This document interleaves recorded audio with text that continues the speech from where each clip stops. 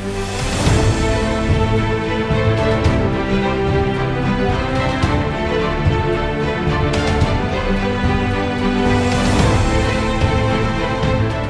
हूं आपकी होस्ट महनाज जावेद और आप देख रहे हैं सांझा पाकिस्तान।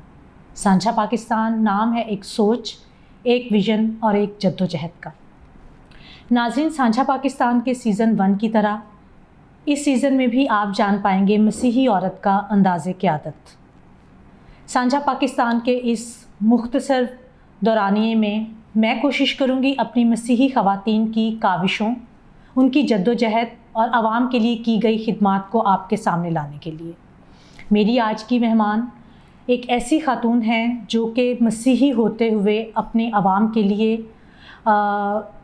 अपनी खिदमात को पेश कर रही हैं। वो एक ह्यूमन राइट्स डिफेंडर हैं, women and child rights activist हैं और बहुत से ऐसे केसेस जो कि जैसे कि डिस्क्रिमिनेशन है, ब्लास्फेमी केसेस हैं, फोर्स मैरिजेस केसेस हैं, उनको बहुत ही दिलेराना तरीके से वो उनको हैंडल कर रही हैं। आइए आपको मिलवाते हैं हमारी आज की मेहमान से। जी सुमेरा, आपको सांझा पाकिस्तान के प्रोग्राम में खुशामदीद। Thank you so much. जी सुमेरा, आपका बहुत थैंक यू कि आपने अपने कीमती वक्त में से हमारे प्रोग्राम के लिए वक्त निकाला है। सुमेरा, जैसे कि मैंने नाज़रीन को बताया है कि आप एक ह्यूमन राइट्स डिफेंडर हैं और इसके साथ बाकी भी बहुत सारा आपका एक प्रोफाइल जो है वो बहुत लंबा चौड़ा है, तो बहुत सारी चीज़ें शायद मैं मिस भी कर गई होंगी। तो मैं चाहती हूँ कि आप अपने बारे में अपना तारुफ जो है मेरे नाज़रीन को खुद करवाएं। जी बिल्कुल। First of all thank you very much आपकी इन्विटेशन का, और आई अप्रिशिएट यू कि आपने बड़ा अच्छा एक इनिशिएटिव लिया, ख़ास तौर पे माइनॉरिटी विमेंस को अपने इस चैनल से जो है वो इंट्रोड्यूस करवाया अपने प्रोग्राम से। तो थैंक यू वेरी मच। और मेरा नाम सुमेरा शफीक है और मैं लाहौर हाई कोर्ट लाहौर में प्रैक्टिस करती हूँ, और बल्कि ऑल ओवर द पाकिस्तान ही कहीं पर ज़रूरत हो तो फिर केसेस में हम जाते हैं। और मैं बिल्कुल blasphemy cases and minority rights पर जो ख़ास तौर पे मेरा वर्क है, जो constitutional rights of religious minorities हैं, उनको मैं अपनी प्रैक्टिस में फ़ोकस करती हूँ। लाइक कोर्ट के केसेस में जिस तरह ब्लास्फेमी का आपने जिक्र किया, उन केसेस को, उन विक्टिम्स को देखती हूँ। फिर ख़ास तौर पे force marriages and rape cases जो माइनर बच्चियों के साथ आजकल बहुत ज़्यादा, ख़ास तौर पे क्रिश्चियन बच्चियों के साथ इश्यूज़ होते हैं, ना सिर्फ क्रिश्चियन बल्कि मुस्लिम जो रेप केसेस में अंडर एज मैरिजेस हैं, उन पर काफ़ी ज़्यादा मेरा वर्क है। And as well as I am the member of national lobbying delegation for minority rights, और उस पर ख़ास तौर पे जो कॉन्स्टिट्यूशनल राइट्स हैं, जिस तरह जॉब कोटा, एजुकेशन कोटा और फिर क्रिश्चियन पर्सनल लॉज पर जो इश्यूज़ आ रहे हैं, उन पर भी काफ़ी ज़्यादा जो है वो काम कर रहे हैं। जी सुमेरा, मेरा सबसे पहला आपके इंट्रोडक्शन के बाद मैं सवाल करना चाहूँगी कि एक मसीही खातून होते हुए ऐसी कौन सी इंस्पिरेशन थी या आपकी लाइफ का कोई ऐसा वाक़या जो आपको वकालत की तरफ लेके आया? क्योंकि अगर हम देखें तो हमारे ज़्यादातर जो मसीही लड़कियां या मसीही ख़वातीन होती हैं, हम लोग ज़्यादातर या तो नर्सिंग का शोबा इख्तियार कर लेते हैं या हम टीचिंग के लिए। तो ये वकालत एक बहुत ही, मेरा ख्याल है कि सेंसिटिव सा वो है एक क्रिश्चियन खातून होते हुए। तो किस तरीके से आप इस तरफ आईं और कोई ख़ास स्पेसिफ़िक कोई वाक़या था या कोई ऐसी बात जो आपको इस तरफ लेकर आई? बिल्कुल आपकी बात में ही इसका आंसर है, और लकीली बड़ा सिमिलर है कि बिल्कुल मेरा भी यही ख्याल होता था कि बहुत सारी हमारी क्रिश्चियन जो लड़कियां हैं वो ज़्यादा तो टीचिंग में चली जाती हैं या नर्सिंग में चली जाती हैं। तो मुझे शुरू से ही थोड़ा सा जो है वो यूनिक रहने का बड़ा शौक़ था कि जिस तरह कुछ पहनना ओढ़ना कि जो थोड़ा सा डिफरेंट हो हर चीज़ में, एंड स्टिल लाइक अगर ऑफिस की सेटिंग है या कोई भी काम है तो थोड़ा सा यूनिक हो। तो इसमें भी प्रोफेशन में मेरा फ़र्स्ट ऑफ ऑल तो एक यही था कि थोड़ा सा डिफरेंट है, क्योंकि बहुत कम क्रिश्चियन लड़कियां जो हैं वो ऐसे डिपार्टमेंट्स को जो है वो सिलेक्ट करती हैं। और वकालत डेफिनेटली, जिस तरह आपने कहा कि मर्दों में जाना और फिर एक्यूज्ड को देखना, वहाँ मर्डर्स के भी और फिर रेपिस्ट भी और डिफरेंट आते हैं, तो बड़ा डिफरेंट था। तो मैंने इसको ज्वाइन किया ख़ास तौर पे एज ए क्रिश्चियन। जो मेरे अंदर स्पिरिट थी, मेरी मदर जो हैं वो गवर्नमेंट टीचर थी और वो हमेशा अपने स्कूल में जो हैं वो क्रिश्चियन बच्चों को या देखती थी कि जो थोड़े से गरीब हैं तो उनको हेल्प आउट करती थी कि फ़ीस नहीं दे पाते तो पता नहीं किस तरह से एजुकेशन हासिल करेंगे। तो ये मेरी मदर को बहुत ज़्यादा था कि जिस तरह कुछ बच्चे होते हैं घर में बड़े टॉकेटिव और हर बात का आर्ग्यूमेंट डेवलप कर लेते हैं, तो मेरी मदर कहती होती थी कि अच्छा इसको एक अच्छा लॉयर होना चाहिए। तो मेरी मदर की ये ख्वाहिश थी कि मैं ख़ास तौर पे इस प्रोफेशन को ज्वाइन करूं। और अक्सर आपने सुना है कि एक बड़ा माशरती एक जुमला है कि जो कचहरी है या हॉस्पिटल है वो खुदा किसी को भी ना दिखाए, क्योंकि वहाँ पे लोगों को सही तरह से जो है वो उनके राइट्स के मतलब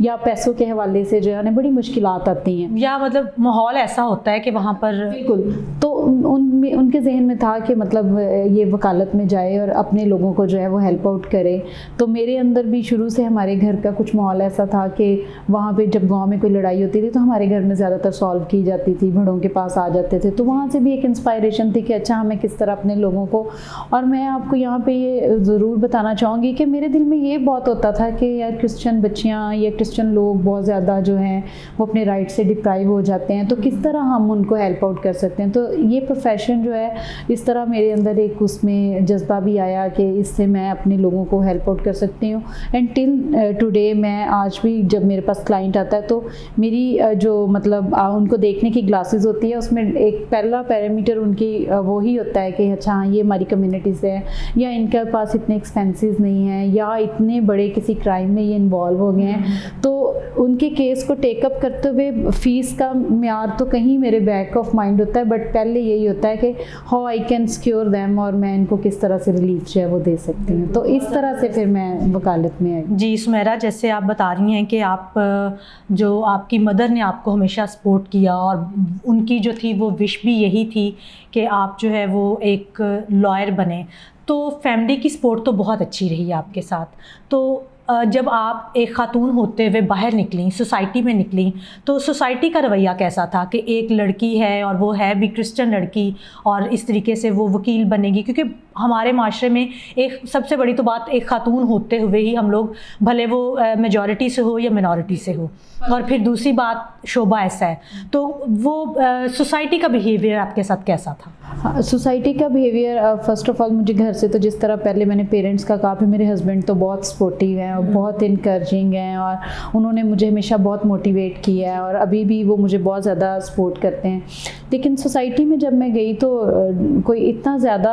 तो मुझे नहीं हुआ, लेकिन हाँ केसेस में अभी तक होता है कि क्लाइंट आप पे उस तरह से एकदम से ट्रस्ट नहीं करता जिस तरह मेल लॉयर्स पे करता है, ख़ास तौर पे जो बड़े केसेस हैं। जिस तरह अभी भी हमारी क्रिश्चियन कम्युनिटी में शायद ब्लास्फेमी केसेस या कोई मर्डर केस अगर बन गया है या बहुत बड़ा कोई रेप केस हो गया, कोई हाईलाइटेड मैटर हो गया है, तो उसमें वो थोड़ा सा सोचते हैं कि अच्छा हम किसी लेडी को दें तो पता नहीं इससे हैंडल। इस तरह के केसेस तो पहली बात है वो लेके ही नहीं आना चाहते ना, चाहते, और फिर उनका कॉन्फिडेंस नहीं होता। वो सोचते हैं कि ये खतून है, इसने कोर्ट में जाके क्या करना है। हाँ। वो जैसे आपने कि वो इस तरीके से हमारे लिए फाइट भी कर सकेंगी कि नहीं सकेगी, और जो जैसे आपने कहा कि एक खतून से तो ये वो तो ही नहीं करते। हाँ। ना कि ये लाउड भी बोलेगी या ये मर्दों के सामने खड़ी हो जाएगी। तो इस तरह की मतलब आए चैलेंजेस के लोग जल्दी से केस नहीं आपको देते और जल्दी आप पे ट्रस्ट नहीं करते, और छोटे छोटे केसेस जो हमारे होते हैं लाइक छोटा चोरी का हो गया, कुछ शराब का हो गया, जुए का हो गया, तो ऐसे केसेस आपको दे देंगे, जैसे डाइवोर्स केसेस। और अभी भी बहुत ज़्यादा फीमेल्स जो हैं वो क्रिमिनल प्रैक्टिस में इस तरह से नहीं होती, वो ज़्यादातर जो है वो फैमिली केसेस में चली जाती हैं या टैक्स प्रैक्टिस में चली जाती हैं या वाइट कॉलर क्राइम जो भी है बैंकिंग की प्रैक्टिस में चली जाती हैं, लेकिन क्रिमिनल प्रैक्टिस को कम ज्वाइन करती हैं। लेकिन मुझे जो केसेस थे वो हमेशा अट्रैक्ट ही ये करते थे कि मैं क्रिमिनल की प्रैक्टिस करूं, तो इसलिए सोसाइटी से चैलेंज तो काफ़ी आया, लेकिन थैंक्स गॉड के खुदावंद ने इसमें ब्लेस किया। जैसे जैसे काम करते गए लोग मिल के जाते थे तो लोग एक अच्छा फील करते थे, उनका काम करके मैं देती थी, तो फिर इस तरह सोसाइटी में खुदा ने मुकाम भी दिया और फिर काम भी आना शुरू हो गया। लेकिन इसमें कोई शक नहीं कि एज ए फीमेल इसमें बहुत ज़्यादा चैलेंज होते हैं इस फील्ड में कि आपको लोग एक तरह से केसेस दें और आप पे कॉन्फिडेंस। जी बिल्कुल सुमेरा, और आप में खुद काम करने का जज्बा भी होना चाहिए और एक जो आपका विज़न होता है वो बहुत ज़रूरी है। तो क्वेश्चंस मेरे बार बार उसी से रिलेटेड हैं। मैं बार बार एक ही क्वेश्चन आपसे कर रही हूँ कि मसीही औरत होते हुए, ज़ाहिर बात है आपने बताया कि फैमिली से बहुत अच्छी सपोर्ट रही और फिर सोसाइटी में भी आपने कहा कि एज सच आपको हर्डल्स फेस नहीं हुई। तो जिस तरह के केसेस आप केसेस के लिए, जिस तरह के लोगों के लिए काम करते हो, जैसे आपने बताया कि आप डिस्क्रिमिनेशन के केसेस लेते हैं आप, फिर उसके बाद ब्लास्फेमी केसेस जो कि बहुत सेंसिटिव एक इशू है, और उसके बाद फोर्स मैरिजेस, ये भी एक बहुत बड़ा और बहुत सेंसिटिव इशू है। तो जब इस तरह के आप केसेस लेते हैं तो मसीही लॉयर होते हुए, मसीही खातून होते हुए कौन कौन से आपको चैलेंजेस फेस करते हैं, या कहाँ कहाँ आपको डिस्क्रिमिनेशन कहाँ कहाँ फेस करनी पड़ी खुद को? बहुत जगह पे, क्योंकि ये कोई इजी टास्क नहीं है, ख़ास तौर पे कभी भी इस पे ओपन तरीके से काम करना, हमेशा बहुत हिडन रहकर और बहुत स्ट्रिक्टली अपने प्रोफेशन को फॉलो करते ही मैं इस पर काम करती हूँ, ताकि कोई भी आर्गुमेंट या कोई भी बात जो है वो आपके कॉन्टेक्ट से बाहर ना जाए और जिससे कि डिफरेंट सोसाइटीज़ उससे हर्ट हो। और एज ए मसीही जो लॉयर आपने मुझसे कहा, तो पहला तो मेरे लिए यही होता है कि एज ए मसीही आप ब्लास्फेमी केसेस को किस तरह से प्रेजेंट करें और किस तरह आप कहें कि ये फोर्स कन्वर्जन हो गई है या फोर्स मैरिजेस हो गई हैं। तो लेकिन ये है कि खुदावंद मुझे हमेशा हिम्मत और हौसला देता है। ज़बूर 91 में जिस तरह लिखा है कि जो मेरे नाम को पहचानेगा खुदावंद उसे ब्लेस करता है। तो एक तो बहुत ज़्यादा एक वो अपने अंदर मेरा एक जज्बा है कि अच्छा, अगर मैं अपने लोगों की वकालत नहीं करूँगी तो फिर कौन करेगा ना, कहीं अगर कोई दूसरी सोसाइटी में से केस टेकअप नहीं करेगा तो इनकी बात कौन करेगा। तो एक तो ये बीइंग अ क्रिश्चियन, पहले तो मेरे अंदर ये जज्बा आता है कि अच्छा, खुदावंद ने अगर इनको मेरे पास भेजा है तो किसी पर्पस से भेजा है, तो आई शुड हेल्प। मतलब तो चैलेंजेस बाकी कोर्ट्स में आते हैं, जिस तरह के मैं एक वाक़या ज़रूर आपसे शेयर करूँगी कि मैं समटाइम जब केसेस को आर्ग्यू करके आती हूँ तो मेरी जो फ्रेंड्स हैं या दूसरे लॉयर्स हैं वो मुझे अक्सर थोड़ा सा डायरेक्ट तो नहीं कहते, लेकिन थोड़ा सा हिडन वर्ड्स में कह देते हैं, सुमेरा तो बस ना अपनी कम्युनिटी के केसेस में बहुत ज़्यादा इन्वॉल्व हो जाती है। तो इस तरह भी कभी से आपको लगता है कि बहुत ज़्यादा आप हाइप ना कर दें या कोई मैटर आपसे कोई हाइप क्रिएट में ना चला जाए, तो बहुत ज़्यादा मतलब इश्यूज़ होते हैं। समटाइम ऐसे लगता है आपको कोई फॉलो कर रहा है, बड़ी चीज़ें हैं, आपको सिक्योर रह के करने पड़ते हैं। अपने आर्ग्यूमेंट्स में हम उस तरह खुल के बात नहीं कर सकते जिस तरह, इसी वजह से ये क्वेश्चन मैंने किया कि आप कैसे इस सब को फेस करते हैं। कि आप समटाइम बहुत सारी चीज़ें आप कोर्ट को कहना चाह रहे हैं, लेकिन चूंकि आपके पीछे लोग बैठे हुए हैं, डेफिनेटली ब्लास्फेमी केसेस में कंप्लेनेंट आपकी कम्युनिटी से नहीं होते, तो आपने बड़ा सोच समझ कर बात करनी होती है। और मुल्ज़मान को भी लोग वॉच करते हैं। अभी रिसेंटली किसी केस में मैंने पावर ऑफ अटॉर्नी दिया, तो मुझे कुछ लोगों ने कहा कि आपने क्यों इसका केस जो है वो टेकअप किया। तो इस तरह के होते हैं, और जज को भी हम इजीली जो बात है वो कह नहीं सकते, हमें थ्रू लॉ की कोडिंग से ही हर बात करनी पड़ती है। तो इस तरह से आप कहें कि बीइंग ए क्रिश्चियन ईजी नहीं है इन केसेस को टेकअप करना, बस हम एट द रिस्क ही इनको कर रहे होते हैं। और जो मतलब खुदावंद की जो ब्लेसिंग्स हमारे साथ हैं, उसका जो हाथ हम पे होता है, उससे हम लोग आगे बढ़ते हैं। तो सुमेरा, मैं जैसे हम लोग पहले भी बात कर रहे थे, मैंने आपका बायो भी पढ़ा कि आप इंटरनेशनल फोरम पर भी जाते हो और मिनॉरिटी राइट्स पर बात करते हो। तो मेरा जो पर्सनली मैं पूछना चाहती हूँ कि जब आप इंटरनेशनली अपनी मिनॉरिटीज़ के लिए जाके बात करते हैं, तो क्या इसका कोई फ़ायदा भी होता है, ये फ्रूटफुल भी होती हैं इस तरह की मीटिंग्स, इस तरह के फोरम पे बात करना? क्योंकि देखें, अगर हम इंटरफेथ की बात करते हैं तो पाकिस्तान में रहते हुए हमेशा मैंने देखा है कि हम मिनॉरिटीज़ को इंटरफेथ पे बात करनी पड़ती है। हालांकि अगर हम इंटरफेथ की बात करें तो उसमें तमाम मज़ाहिब शामिल हैं, कि इंटरफेथ तो है इसी चीज़ का नाम ना, कि हमने सब मज़ाहिब ने मिलकर चलना है, अपने मुल्क को, अपनी सोसाइटी को पूरी दुनिया के सामने पेश करना है। लेकिन पाकिस्तान में होते हुए हमेशा मिनॉरिटीज़ को ही इस पर बात करनी पड़ती है, इसमें पहला कदम लेना पड़ता है, इसके लिए जो कुछ भी इक़दाम करते हैं वो मिनॉरिटीज़ करती हैं।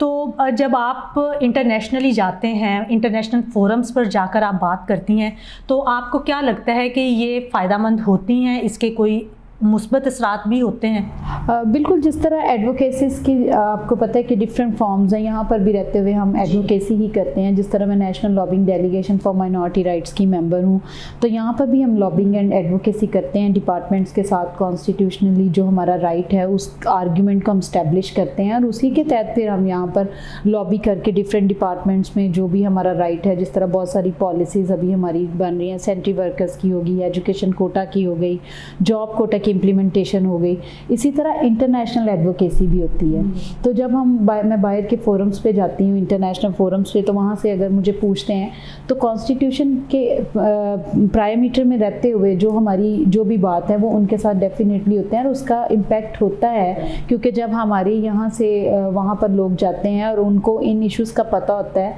फॉरेनर्स को या उन जो माइनॉरिटीज़ से रिलेटेड जो वर्क कर रहे होते हैं, जो जैसे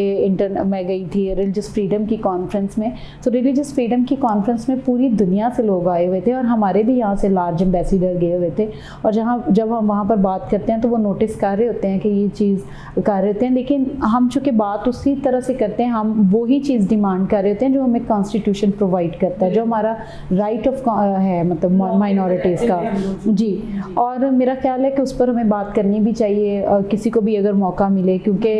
जब हम उन इश्यूज़ पर बात नहीं करेंगे तो जब तक आप किसी इशू पर बात नहीं करते वो इशू सॉल्व नहीं हो सकता। तो अभी भी जैसे हमने फोर्स मैरिजेस की बात की, तो हम अंडर एज मैरिजेस पर बात करते हैं कि 14 या 13 या 12 ईयर्स की बच्ची है वो किस तरह से जा सकती है, उसका क्या, उस पर भी फेडरल शरीयत कोर्ट की जजमेंट भी फिर आई है। तो इन्हीं चीज़ों को हम इंटरनेशनली जाके तो बात करते हैं कि जिसको कॉन्स्टिट्यूशनल जो माइनॉरिटीज़ के राइट्स हैं उस पर एम्फिसाइज़ किया जाए थ्रू गवर्नमेंट कि इनको जो है इनके राइट्स को इंश्योर किया जाए। तो डेफिनेटली जो यहाँ पर इश्यूज़ हैं, जैसे अब ट्रायल लेट हो जाता है ब्लास्फेमी केसेस में, अब 6-6 साल जो है एक अपील नहीं निकलती, तो ये राइट ऑफ एक्यूज्ड है कि उसकी अपील को जल्दी सुना जाए और उसे जल्दी मुकदमे से डिस्चार्ज किया जाए। ये तो नहीं कि उतनी सज़ा बनती है और उतनी देर उसकी अपील को लग जाए। तो ऐसे इश्यूज़ डेफिनेटली डिस्कस करते हैं जिससे माइनॉरिटीज़ को बेनिफिट हो। बिल्कुल सुमेरा, आप सही कह रही हैं कि बहुत सारी चीज़ें होती हैं और बहुत सारी नहीं, ज़्यादातर चीज़ें होती हैं जिनको हम लॉज के अंदर रहते हुए, कानून के अंदर रहते हुए उनको हम करते हैं, और करना भी चाहिए कि कानून के मुताबिक हर चीज़ होनी चाहिए। जी, बहुत से नाजरीन सुमेरा शफीक को इस हवाले से भी जानते होंगे कि ये एक निजी चैनल पर जो है वो अवेयरनेस प्रोग्राम जो थी वो चलाती थी। तो उसी हवाले से सुमेरा, मेरा आपसे क्वेश्चन ये है कि यकीनन हमारे लोगों को अवेयरनेस की बहुत ज़्यादा ज़रूरत है, क्योंकि देखें जो आप केसेस आप लोग लेते हैं, ब्लास्फेमी केसेस हो गए या फोर्स कन्वर्जन के जो केसेस होते हैं, डिस्क्रिमिनेशन के केसेस, तो मेरा ख्याल है कि लैक ऑफ अवेयरनेस इसका रीज़न है। ठीक है, तो जब काफ़ी अरसे से मेरा ख्याल है कि आप ये अवेयरनेस प्रोग्राम जो है वो करती रही हैं टीवी चैनल पर, तो इसका क्या इम्पैक्ट है और कितना ज़रूरी है इस तरह के जो प्रोग्राम्स हैं उनका होना? बिल्कुल, ये बहुत आपका अहम क्वेश्चन है और it's the need of time. ये बहुत ही ज़रूरी है एंड आई अप्रिशिएट यू कि आप भी एक तरह से उसी जो है मिशन को लेकर आप ये प्रोग्राम करें। ज़ाहिर है आपके गेस्ट के थ्रू आप अवेयरनेस लोगों को दे रहे हैं, तो उससे बहुत ज़्यादा इम्पैक्ट पड़ता था, क्योंकि जिस तरह उसमें मैं लीगल राइट्स की अवेयरनेस देती थी तो बहुत सारे लोगों को पता चल जाता था। छोटी छोटी जो बेसिक चीज़ें हैं, लाइक 15 पे कॉल करना बहुत ज़रूरी है, जैसे कि फौरी से मेडिकल, कोई भी काम, अगर इंजरी हो गई है तो मेडिकल ज़रूर करवाएं, या अगर आपके साथ कोई इंसिडेंट हो गया तो फौरी से जाके आप पुलिस को रिपोर्ट ज़रूर करें, क्योंकि 2 दिन के बाद वो इंसिडेंट की वो कंडीशन नहीं रहती जो उसी लम्हा होती है। कंप्रोमाइज़ बाद में हो जाते हैं, लेकिन आपको रिपोर्ट अर्जेंट करना है। जिस तरह ये ब्लास्फेमी केसेस की मैं बताती थी कि आजकल, बल्कि आपके प्रोग्राम के हवाले से भी मैं लोगों को ज़रूर जो है वो ये बताना चाहूँगी कि जिस तरह सोशल मीडिया है उसको आप कम से कम यूज़ करें, और अगर करते हैं तो बहुत माइन्यूटली वॉच किया करें कि आप किस पोस्ट को लाइक कर रहे हैं, किस पोस्ट को आप शेयर कर रहे हैं। सम टाइम ऐसे एब्स्ट्रैक्ट आर्ट होते हैं कि उसके अंदर कुछ चीज़ें ऐसी लिखी होती हैं जो आपको नहीं पता, लेकिन वो बाद में जाके हमारी कम्युनिटी के लिए जो है वो बहुत ज़्यादा इश्यूज़ बन जाते हैं। इसी तरह से अंडर एज मैरिजेस की अगर मैं बात करूं तो वो भी मैं आपके इस प्रोग्राम के हवाले से लोगों से ज़रूर कहना चाहूँगी कि अपनी बच्चियों को जो है वो थोड़ा सा एजुकेट करें, उनमें फेथ फॉर्मेशन को ज़रा बढ़ाएं, अपने घर में बैठकर प्रेयर ज़रूर किया करें, बच्चियों की ये ध्यान रखा करें कि वो किससे मिल रही हैं, कौन उनको अपनी तरफ अट्रैक्ट कर रहा है, क्योंकि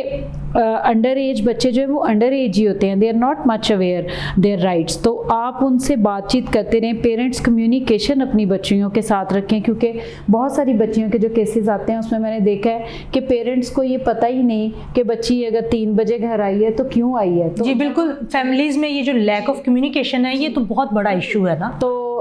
इस तरह जो है मतलब उसमें अवेयरनेस दी जाती थी और उसका इम्पैक्ट बहुत अच्छा था, क्योंकि लोग फौरी से कांटेक्ट करते थे, कोई इंसिडेंट हो जाता था। और फिर जैसे जॉब कोटा हमारा माइनॉरिटीज़ का 5% जॉब कोटा, हर जॉब के ऊपर माइनॉरिटीज़ का कोटा है। अभी जैसे कि पंजाब पुलिस में भी सीट्स आई हैं, तो मैं जब अपने प्रोग्राम में बताती थी तो लोग जाके उस ऐड के तहत बहुत ज़्यादा अप्लाई करते थे। अभी जैसे एजुकेशन कोटा है, तो हम चूँकि उस पर लॉबी कर रहे हैं, वो कोटा तो मैं यहाँ पर अप्रिशिएट करना चाहूँगी हमारे एक्स मिनिस्टर हैं जाज आलम साहब, उन्होंने बड़ी मेहनत से जो है वो एजुकेशन कोटा लिया। लेकिन हम अनफॉर्चुनेटली मैं समझती हूँ कि हमारी कम्युनिटी से वो भी फुलफ़िल नहीं हो रहा। आप ज़्यादा मैक्सिमम ज़्यादा से ज़्यादा आप उसमें एडमिशन्स लें, जाकर उस कोटे को वेल करें। फिर अभी जीसी यूनिवर्सिटी का भी एक माइनॉरिटीज़ को स्कॉलरशिप एंड एडमिशन का उनका एक प्रोग्राम आया, उसको वेल करें। तो इस तरह के प्रोग्राम से काफ़ी अवेयरनेस जो बिल्कुल, और हमें कोशिश करनी चाहिए कि अपने ये जितने भी क्रिश्चियन चैनल्स हैं, हमारा जो चर्च का प्लेटफॉर्म है, इस तरह की जगहों को इस्तेमाल करते हुए हम इस तरह की अवेयरनेस दें। तो सुमेरा, जैसे आप विमेन राइट्स पर और चाइल्ड राइट्स पर भी काम करती हैं, तो क्योंकि हमारे पास नाज़रीन जानते हैं कि हमारे प्रोग्राम का वक्त बहुत ही कम है और प्रोग्राम का वक्त ख़त्म भी होने वाला है, तो मैं आखिरी क्वेश्चन सुमेरा से करना चाहूँगी कि क्योंकि ये स्पेशली हम लोग प्रोग्राम करते हैं कि अपनी क्रिश्चियन ख़वातीन और बच्चियों को एनकरेज करने के लिए, कि जैसे आप लोग हैं, आप लोगों की जो सक्सेस स्टोरीज़ होती हैं, आप लोगों के काम को दिखा के बता के उनको एनकरेज किया जाए। तो अगर आप मेरे नाज़रीन को जल्दी सा शॉर्ट सा एक मैसेज जो है वो अच्छा सा दे दें कि किस तरीके से, जैसे अभी आपने सोशल मीडिया की बात की कि उसको किस तरीके से, तो अवेयरनेस के लिए भी उस सोशल मीडिया को यूज़ किया जा सकता है कि इधर उधर की चीज़ें देखने के बजाय हम, तो आप किस तरीके से जो है इनको अवेयरनेस के बारे में बता सकती हैं, या एक छोटा सा मैसेज कि लॉज को यूज़ करते हुए अपने राइट्स को किस तरीके से हासिल कर सकते हैं? बिल्कुल, बहुत ज़्यादा हर एक कोई भी चीज़ है उसके बेनिफिट्स भी हैं और उसके नुकसानात भी हैं। कोई भी चीज़ अगर आप ज़रूरत से ज़्यादा करते हैं, अगर आप कोई मूवी देख रहे हैं तो उसके अंदर से आपने खुद से कोई पॉजिटिव मैसेज अपने लिए निकालना है। गो कि उसमें नेगेटिव भी बहुत ज़्यादा चीज़ें होती हैं, लेकिन हर चीज़ का एक नेगेटिव एंड पॉजिटिव पहलू होता है। डिपेंड्स ऑन यू कि आपने कौन सा पहलू उसमें से चूज़ करना है। अब जैसे सोशल मीडिया की बात मैडम अनास ने की कि बिल्कुल वो इस वक्त की ज़रूरत है। आप जब तक सोशल मीडिया पर इन नहीं रहते शायद आपको कोई जानता भी नहीं है, लेकिन उसके अंदर आपने कोई ऐसी पोस्ट को जल्दी से को समटाइम ये होता है कि आप पढ़ते भी नहीं तो आप उसको लाइक कर देते हैं, आप कमेंट कर देते हैं। कमेंट को इतना ज़रूरी नहीं होता हर बात पर आप कमेंट करें। तो अभी बहुत ज़्यादा ब्लास्फेमी केसेस जो हैं वो सोशल मीडिया के तहत ही हो रहे हैं। आपने देखा पीटीए का एक मैसेज भी आपको आता है कि अपने बच्चों को अवेयरनेस दें कि कोई ऐसा मौत शेयर ना करें, कोई ऐसा मौत लाइक ना करें। इस वक्त जो है वो हमारी कम्युनिटी को इससे बहुत ज़्यादा मसाइल जो है वो हो रहे हैं, और ख़ास तौर पे मैं जो है वो यंग गर्ल्स को ज़रूर ये मैसेज देना चाहूँगी कि अपने आपके साथ फेथफुल रहें, क्योंकि आपकी जो रिस्पेक्ट है वो आपकी फैमिली की रिस्पेक्ट है, ना सिर्फ आपकी फैमिली की बल्कि आपके पेरेंट्स की, आपके भाइयों की, आपकी सोसाइटी की, और सबसे ज़्यादा कि आपके नाम के साथ खुदावंद का नाम है। इसलिए आप जहाँ कहीं पर भी जॉब करती हैं, जहाँ कहीं पर भी पढ़ती हैं, कोई भी स्टेप करने से पहले, कोई भी ऐसा एक्ट करने से पहले ये ज़रूर सोचें कि ये सारा इम्पैक्ट जो है वो ना सिर्फ आपकी फैमिली पे बल्कि आपकी कम्युनिटी पर भी आएगा। तो आपने अवेयर रहना है। आपको समटाइम मिस कॉल्स ऐसी आती हैं, आप कॉल बैक करती हैं और आप फिर इन्वॉल्व हो जाती हैं। आपको नहीं पता कि पीछे उसके क्या मुहरकात होते हैं, पेरेंट्स फिर बाद में कितना सफ़र करते हैं। इस तरह से जो ख़वातीन हैं उनके इतने राइट्स हैं। हरासमेंट लॉ आ गया है आपके पास, आप 15 की कॉल के ऊपर आप कंप्लेन कर सकती हैं। आपके पास हर तरह की अपॉर्चुनिटी है। ख़ास तौर पे जो क्रिश्चियन ख़वातीन हैं वो इस टाइम कई दफ़ा जायदाद से बहुत ज़्यादा परेशान होती हैं। आपका इक्वल राइट्स है जो कि प्रॉपर्टी में, इनहेरिटेंस में, आप अपने जो लीगल राइट्स हैं उनको प्रॉपर यूटिलाइज़ करते हुए एक बड़ी पुरअमन ज़िंदगी जो है वो गुजार सकती हैं। बट मैक्सिमम आप कोशिश करें कि हम्बल रहें, अपनी फैमिलीज़ को जो है वो अच्छी तरीके से चलाएं, और छोटे छोटे इश्यूज़ जो ख़ासतौर पे मैं कोर्ट्स में देखती हूँ, अभी कल ही मैंने देखा है कि एक लड़की जो है वो छोटी सी एक बात से अपने खामन से लड़कर जो है वो आ गई। तो ऐसे मसाइल भी जो हैं उनको ज़्यादा से ज़्यादा जो है वो अवॉइड करें, जिससे आपके बच्चे जो हैं वो सफ़र ना करें।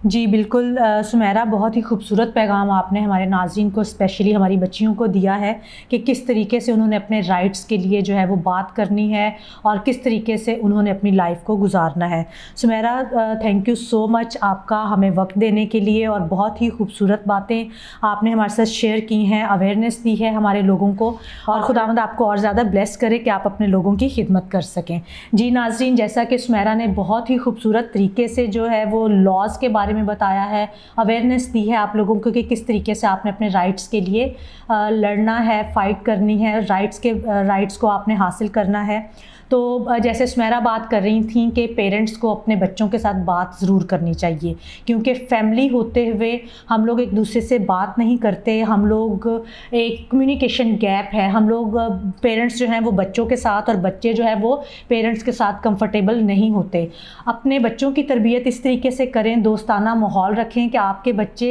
बजाय बाहर किसी के साथ किसी को ढूंढें कि वो अपना उसको हमराज बनाए या उनके साथ वो बात करते हुए कंफर्टेबल फील करें, बल्कि ऐसी उनकी तरबियत करें कि आपके बच्चे आपको दोस्त समझें और आपके साथ हर तरह का अपना मसला, हर तरह का अपना जो प्रॉब्लम है वो आपके साथ शेयर करें, और एक अच्छा ख़ानदान, एक अच्छी फैमिली और एक अच्छी सोसाइटी जो है वो आगे बढ़े। देखते रहें सांझा पाकिस्तान।